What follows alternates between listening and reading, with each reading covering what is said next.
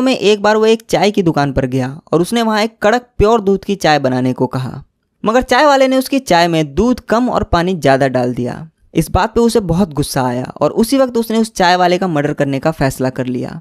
शाम को जब चाय वाला दुकान बंद करके अपने घर जाने लगा तो वो भी उसका पीछा करने लगा, मगर इसी बीच वहाँ पुलिस आ गई और पुलिस ने उसे एक चोरी के केस में पकड़ लिया और फिर 1.5 साल के लिए वडगांव जेल भेज दिया। राघव ने बताया कि जब वो 1.5 साल बाद जेल से बाहर आया तो वो वहाँ से ट्रेन पकड़कर कर्जत महाराष्ट्र आ गया और फिर कुछ दिन कर्जत में बिताने के बाद वो जुलाई 1968 में बोरीवली बॉम्बे पहुंचा। इसके बाद उसने वहां पर अगले कुछ दिनों तक कई छोटी मोटी चोरी की। एक दिन जब वो दहीसर पुल के पास से गुजर रहा था तो उसे हार्डवेयर की दुकान के सामने एक मोटरसाइकिल का हैंडल पड़ा हुआ मिला। वो उसे उठाता है और जोगेश्वरी में एक लोहार के पास लेकर जाता है और कहता है कि उसे इस लोहे की रॉड को सीधा करके आगे से थोड़ा मोड़ के हुक जैसा और नोकीला करवाना है। वो जैसा बोलता है लोहार उसे वैसा ही बना देता है। फिर वो अपना हथियार लेकर वहां से चल देता है।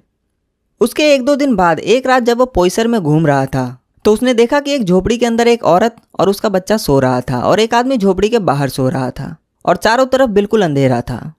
फिर वो उस आदमी के पास गया और उसके सर पर अपने हथियार से एक जोरदार वार किया।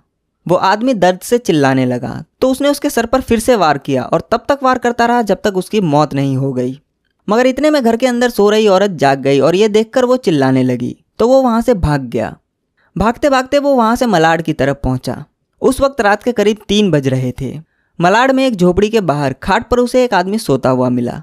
उसके बाद वो उसके करीब गया और उसने उस सोते हुए आदमी के सर पर अपने हथियार से एक के बाद एक कई वार किए। उस आदमी की वहीं मौत हो गई। जब उस आदमी की मौत हो गई तो उसने उसकी घड़ी उतारकर खुद पहन ली। फिर वहां से उसने एक टॉर्च, एक छाता, कुछ मूंगफली और एक झोला उठाया और मलाड के जंगलों की तरफ भाग गया। उस झोले में से उसे कुल 262 रुपये मिले थे। राघव ने बताया कि इसके कुछ दिनों बाद जब वो एक रात मलाड के वेस्टर्न एक्सप्रेस हाईवे की तरफ से गुजर रहा था तो उसे एक सुनसान जगह पर एक झोपड़ी दिखी। वो पीछे की तरफ से झोपड़ी के ऊपर चढ़ गया और ऊपर से झोपड़ी के अंदर झांकने लगा। उसने देखा कि अंदर एक औरत अपने बच्चे को दूध पिला रही थी।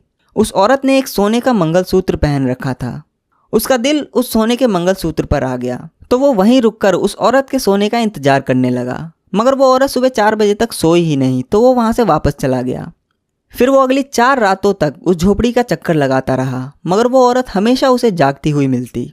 5वें दिन काफ़ी बारिश हो रही थी, मगर फिर भी वो छाता लेकर वहां पहुंचा तो उसने देखा कि वो औरत सो रही है और उसी के बगल में उसका पति भी दूसरी खाट पर सो रहा था। उसके बाद उसने अपनी जेब से चाकू निकाला और उस रस्सी को काट दिया जिससे झोपड़ी का गेट बंद किया गया था। फिर वो उस झोपड़ी के अंदर दाखिल हुआ